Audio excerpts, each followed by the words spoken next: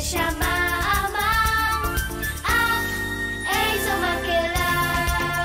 הסנוניות כתבו תווים, הלכו בהגדרות, תוכי אחד לימד אותם מילים נהדרות. אלפי דבורים ועפרונים פרצו מיד בשיר, ומקולות הבולבולים התבלבלה העיר. ציף ציף, שריק שרק, בול בול בול בול בלבל, לה לה לה לה לה לה לה לה לה. לכל מי ששמע אמר, איזו מקהלה. אוי די כבר, די לכם לשיר. צעק פתאום הברוש, לכו לישון, כבר מאוחר, כואב לי כבר הראש.